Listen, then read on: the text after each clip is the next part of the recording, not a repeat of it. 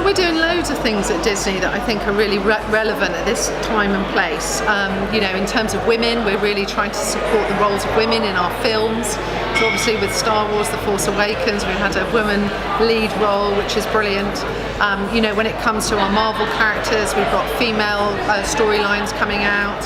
When it comes to Disney Princess, we've really kind of had a shift change in some of our stories, particularly with Frozen, when we had two sisters who took the lead role in Frozen, who had powers that they were trying to control, and they had their own issues, and they had to work that out between them. So I think we're really trying to put women at the centre of our content and make them women that other women can look up to and men can look up to and aspire to be like. And as a woman in the industry, that's really important. As a mum, most importantly, I've got a 13-year-old girl, I've got a 15-year-old boy. I'm really keen to see how we can all champion women, but also boys, men, mums, and be on the front foot on it. We're trying to tackle different sides of what it's like in life, and when we're really trying to champion all aspects, but we're not trying to just get it right for girls. Girls is important, but we're also trying to get it right for boys, and we know that we don't really talk about boys and girls. We're trying to create content that can appeal to both sexes equally, and I think that's the right thing to be doing. I think what we'll do is we'll have more stories like we've had, where we'll see more females kind of taking the lead, that will be challenging, that will be challenged. And I think in Star Wars what you're going to see again this year, this Christmas, is more female characters that are strong, that are independent.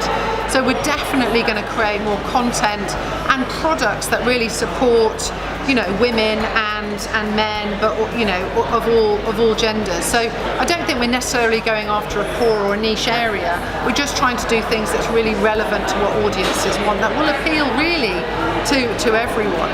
But even what we're doing on the product side of things, we've realised that there's a huge audience, a young adult audience that love Mickey, and we've done some amazing, fun, stylish stuff with Mickey, with great designers, and there's a real sense of humour behind it, and we'll always be a safe, trusted brand, but we've also got a little twinkle in our eye, and we want to make sure that to different audiences that we're really relevant, both men, adult men and adult women. So there's lots of fun stuff that we've got in the pipeline. It's Mickey's birthday next year, his 90th, so we've got some fun plans up our sleeve to celebrate his birthday.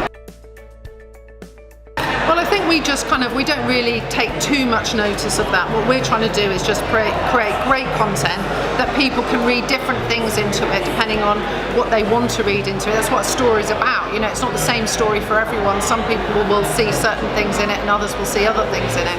Our job is to create a great story, and if people want to write certain things, then that's up to them. But ultimately what it was a great story that we were trying to retell, from the original story, but really kind of try and make it much more relevant. We really made the lead role again even more strong, even more independent, and that was our focus. And if people wanted to read different things into it, then fantastic, that's storytelling.